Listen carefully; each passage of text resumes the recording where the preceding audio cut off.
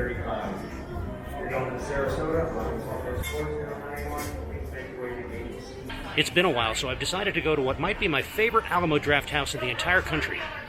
But first, that means flying to Chicago.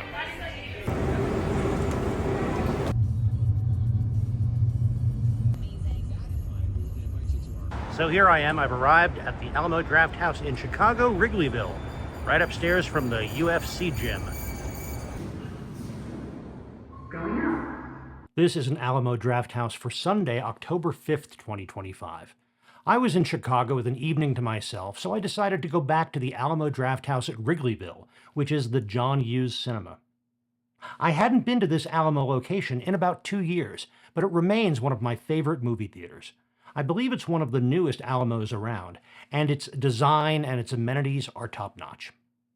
The auditoriums are beautifully laid out, the seating is superbly comfortable, and it has those wonderful pivoting tables. And I especially like the way the design in the theme, the entire place, it carries the video vortex aesthetic from the bar to the video rental area to the corridors and to the auditoriums. But I didn't just come here to visit the movie theater. I did come to watch a movie.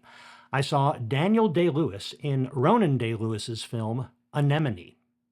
This is a film with a whole lot of very solid material, some excellent parts to work with.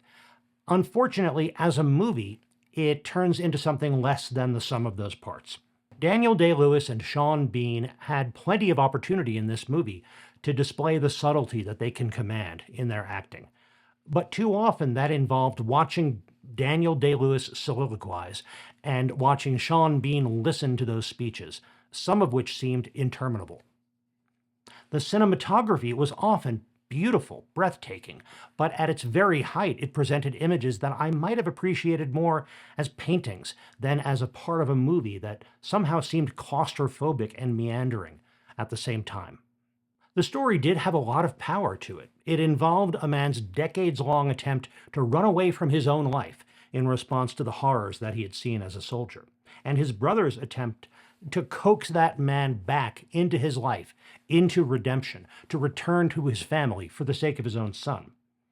Quite a powerful story, but one which might have worked at least as good as a novel, if not better, than it did as a film. So in all, this movie provided evidence of a team of very talented artists, all laboring to create something, but maybe in the wrong media. The Alamo pre-show at this screening was a mixed bag, and it definitely seemed like an off-the-shelf pre-show rather than something created for this feature. It included a cartoon about a mouse hunt, performance music video by Vicky Carr for the remarkably violent song Everything I've Got, a Japanese commercial for a Panasonic video camera, a number of cartoons and music videos, and one long animation sequence, all involving liquor and drunkenness. Not the Alamo's best off-the-shelf pre-show, but it did keep me engaged in trying to figure out what was going on. And maybe it was selected from their collection for some connections to this movie.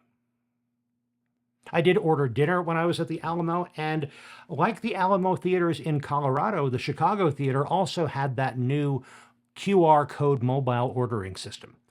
However, the server who checked my ticket told me that I can ignore that. I was welcome to just give him my order on an order card whenever I wanted, using the old system. That was fine with me. What I got was a Royale with cheese hamburger. I hadn't had that in a while, and it's not a bad burger, but there's just too much going on. It kind of overwhelms its own bun, which makes it difficult to eat. I keep forgetting, but I want to try to remember in the future to ask them to leave off the grilled onions, which seems to be the most problematic component, that one step too far. As I've already said, the theater is incredibly comfortable, and it's just a lot of fun to be there. So even though the feature was disappointing, this was still a good evening at the movies. Thanks for joining me for this little out-of-town adventure. If you'd like to see my impressions of my first visit to this Chicago Alamo a few years ago, take a look at this video. I'll be back soon, and in the meantime, enjoy your movies, and when you do, stay till the end of the credits.